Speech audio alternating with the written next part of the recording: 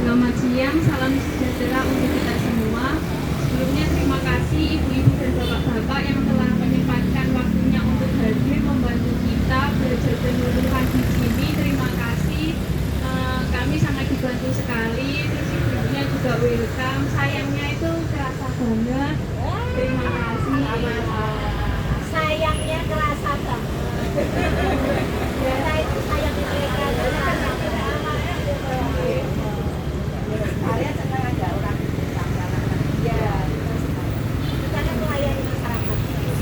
Anak-anak lain tugasnya melayani masyarakat yang membutuhkan kita melanjutkan materi dari teman-teman tadi. Nah, untuk tema materi saya itu perbanyakan vegetatif tanaman. Selama ini kan mungkin ibu-ibu sudah ada yang melakukan, pernah dengar atau pernah lihat saja. Nah, di sini saya akan menjelaskan sedikit tentang perbanyakan vegetatif tanaman. Perbanyakan vegetatif tanaman itu sebenarnya dibagi menjadi dua, yaitu perbanyakan vegetatif alami dan perbanyakan vegetatif buatan. Yang alami itu sudah dimiliki oleh tanamannya itu sendiri, contohnya yang di pisang itu seperti bunga, terus yang di stroberi itu stolon, yang di jahe itu perimpang, itu sebenarnya dimiliki oleh tanaman sendiri. Dan kenapa kebanyakan vegetatif ini dilakukan? Ada beberapa tanaman itu yang tidak bisa menghasilkan biji, jadi lebih efektifnya digunakan perbanyakan vegetatif. Perbanyakan vegetatif itu manfaatnya banyak. Salah satunya yaitu sifatnya itu sama dengan induknya. Dia tidak akan berubah, tidak akan bermutasi atau ganti. Nanti misal ditanam lagi itu, misal belimbingnya itu besar-besar. Nanti kalau anaknya ditanam dari perbanyakan vegetatif bisa jadi kecil, rasanya masam gitu. Nah, itu keunggulan perbanyakan vegetatif itu sama dengan induknya. Yang kedua, lebih cepat berbuah karena dia tidak ditanam dari biji, mempersingkat waktu vegetatifnya, jadi langsung ke generatif. Yang ketiga itu dia biasanya itu kalau memperbanyak secara vegetatif langsung dilakukan dalam jumlah yang besar, tidak satu-satu seperti biji, harus menyerbukan dulu, harus ini dulu, disertifikasi lama. Nah, ini tidak. Di sini perbanyakan vegetatif alaminya ada di tunas pisang. Kalau boleh sharing sama ibu-ibu, dulu kami ada mata kuliah perbanyakan vegetatif, ada praktek perbanyakan dengan bonggol pisang. Nah, karena saya kemarin jalan-jalan ke sini, oh, pisangnya banyak ya, tapi tunasnya itu di bawahnya gerombol, sama ibunya nggak dipisah-pisah. Nah, itu sayang banget. Kalau di kota kita Iya. Berjalan. Nanti mungkin ibu-ibu setelah ini bisa produksi bibit pisang dijual harganya 9.000 per batang, lumayan. pemasukan khas hasil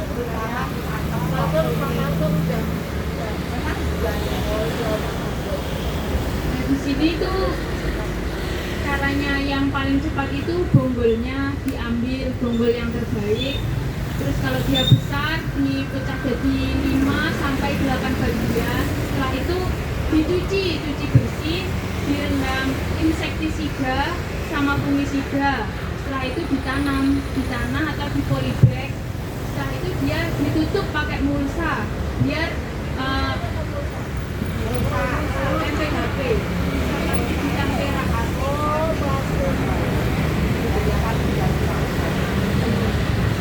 Nah, dia itu nanti akan memacu pertumbuhan tunasnya semakin cepat karena ada etiolasinya yang dimanfaatkan di situ.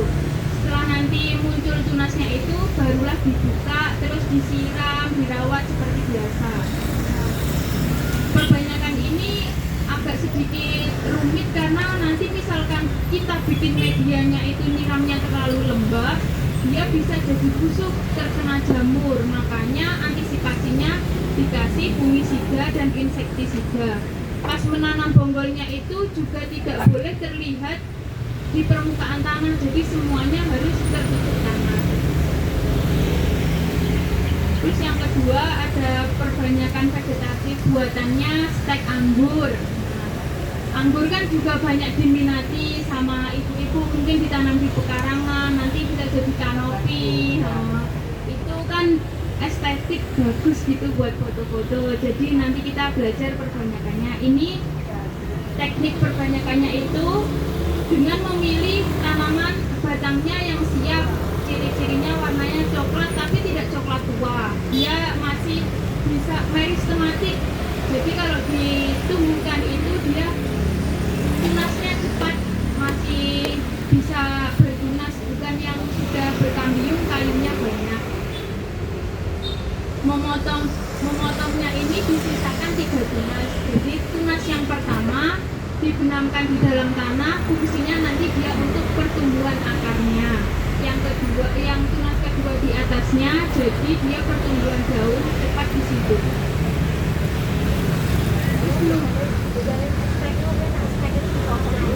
Potong aja terus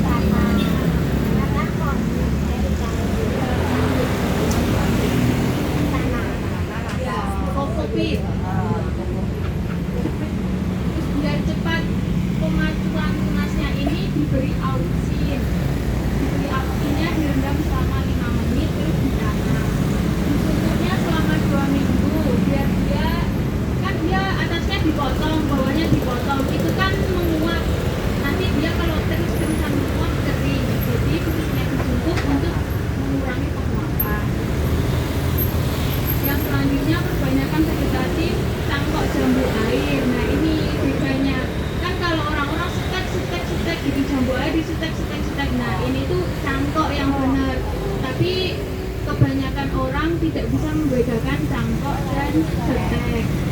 Kalau setek ini kan ditanam aja, tapi kalau dia dicangkok dia masih nempel sama ibunya, masih nempel di batangnya. Terus cangkok ini hanya bisa dilakukan untuk tanaman yang punya kambium. Kalau iya, kalau nggak punya nggak bisa dicangkok, nanti mati.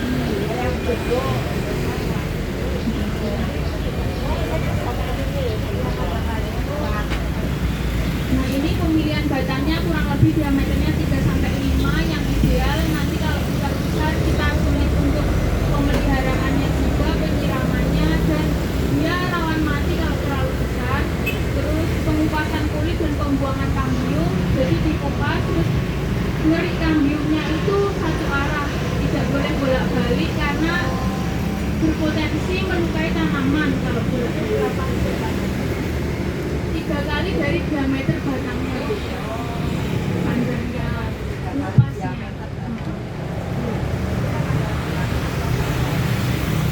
Terus mengolesi sayatan dengan ZPT. Kalau ibu-ibu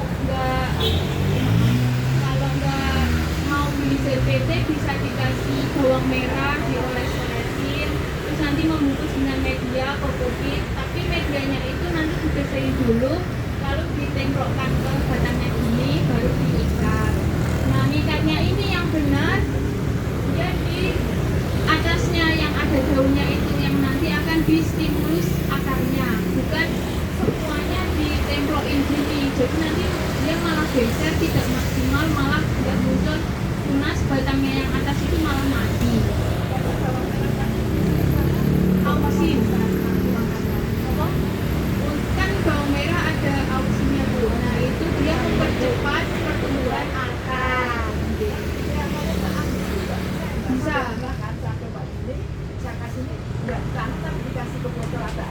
Iya. Iya bisa.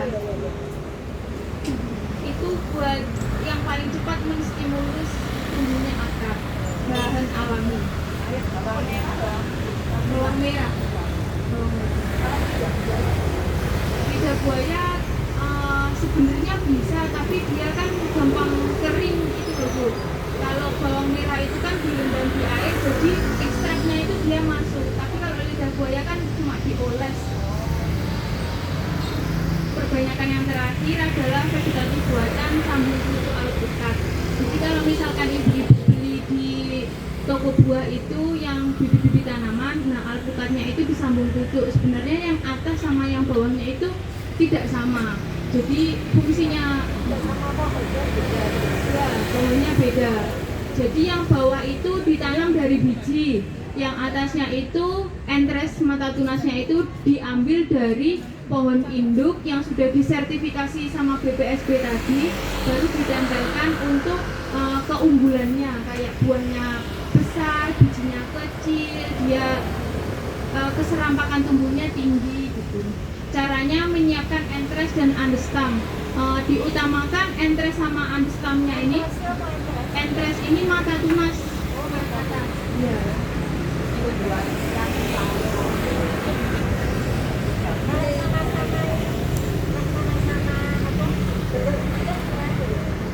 Biasanya batang bawahnya itu biji lokal itu loh Bu, soalnya dia diambil biar akarnya kuat ya. Tapi kalau atasnya itu diambil untuk produktivitasnya, diambil buahnya. Itu membuat sayatan di tengah batang tapi tidak panjang-panjang, hanya 3 cm.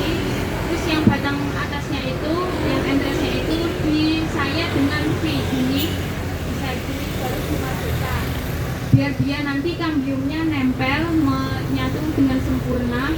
Setelah itu diikat, teknik mengikatnya ini dari bawah ke atas kayak orang masang genting, biar kalau dia kehujanan airnya nggak masuk. Dililit. Setelah itu dikasih sumbu.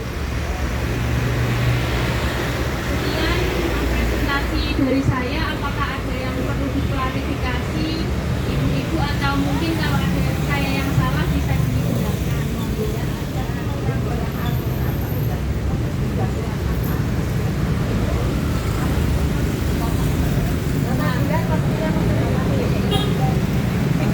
Kalau yang sambung alpukat ini, dia bawahnya sama atasnya ini tidak sama, jadi dia sudah di polybag sendiri. Beda dengan yang cangkok tadi. Kalau cangkok kan nempel di ibunya, tapi kalau ini bikin individu baru. Jadi dia ya langsung nunggu di situ. Tinggal atasnya dipotong, diganti aja atasnya sama pare tadi. Ya.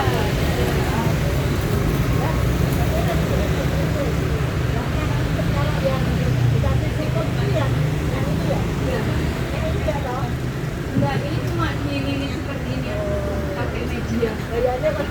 Bayar. Ini apa? Ini. Oh,